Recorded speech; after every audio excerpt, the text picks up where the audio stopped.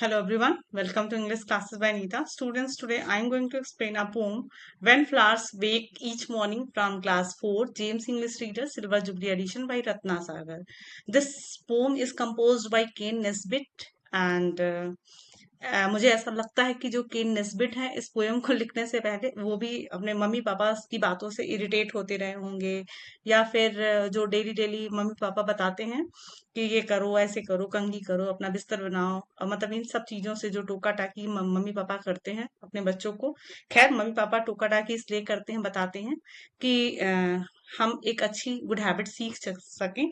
लेकिन जो केन नेस्बिट ने ये पोयम लिखा है तो शायद उस मनोदशा को उस हमारे जो जो इस समय जो हमारा दिमाग सोचता है जब हमारे मम्मी पापा हमको बोलते हैं डांटते हैं तो उसी को यहाँ पे रिप्रेजेंट किया गया है। तो चलिए इस पोयम को पढ़ते हैं। पहले हम इस पोयम को पूरा पढ़ेंगे और फिर हिंदी में समझेंगे। तो चलिए लेट्स स्टार्ट।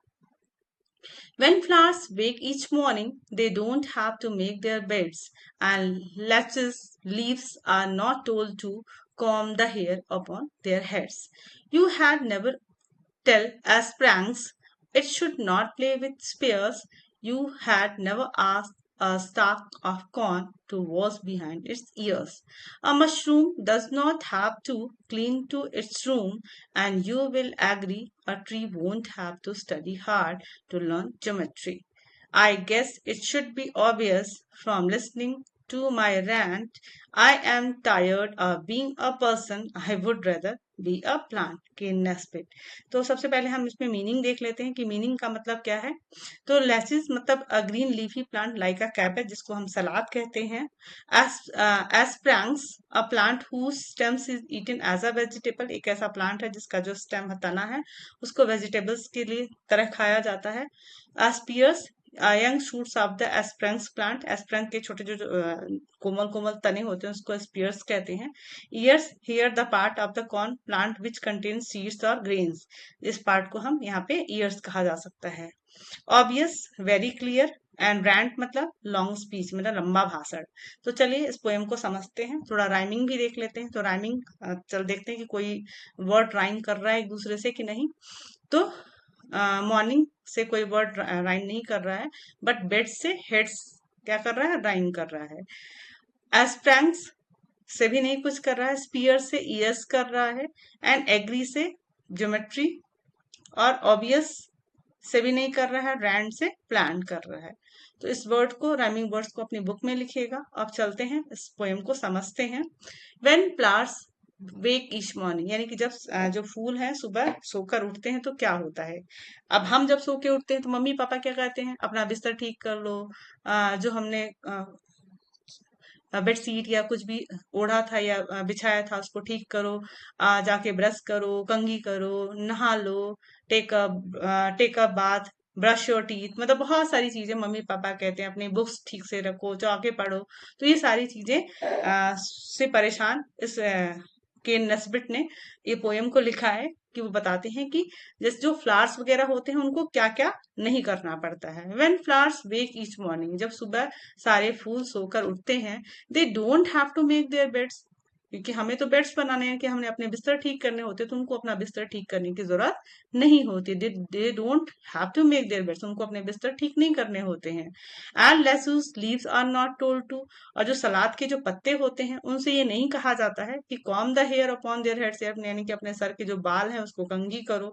मतलब कि सलाद के पत्ते ऐसे बिखरे होते हैं, इधर उधर फैले होते हैं, तो उनको ये नहीं कहा जाता कि तुम जाके अपने सर पे कंघी करो। हमें तो कंघी कहा जाता है कि हम सो के उठते तो हमें ब्रश करने को कहा जाता है, हमें नहाने को कहा जाता है, हमें बिस्तर ठीक करने को कहा जाता है। तो इस जो फ्लावर्स हैं उनको बिस्तर भी ठीक नहीं करना पड़ता। और जो लेट्यूस का प्लांट है यानी कि जो सलाद का पत्ता है उसको कंघा भी करने को नहीं कहा जाता है। यू हैड नेवर टेल एस्प्रैंक्स, अब तुम एस्प्रैंक्स को तो बिल्कुल नहीं कह सकते हो। एस्प्रैंक्स का मतलब होता है शतावरी, शायद आप ना समझो, एक ऐसा प्लांट है जिसका हिंदी में मतलब है शतावरी। तो वो कहते हैं कि जो शतावरी का जो प्लांट है, it should not play with spear, मतलब उसको ये नहीं कहा जाता, उनको ये नहीं कहा जाता है कि तुम वो जो तुम्हारे छोटे छोटे स्पीयर्स हैं अपने छोटे छोटे उनके जो तने हैं उसके साथ तुम मत खेलो, यानी कि जो मम्मी पापा कहते हैं ना, उस बच्चे के साथ मत खेलो, इस बच्चे के साथ मत खेलो, ये गंदा बच्चा है, ये अच्छा बच्चा है। तो उनको तो ये बात नहीं कही जाती है। वो तो उनके साथ उनको कोई नहीं कहता कि तुम इसके साथ मत खेलो, उसके साथ मत खेलो।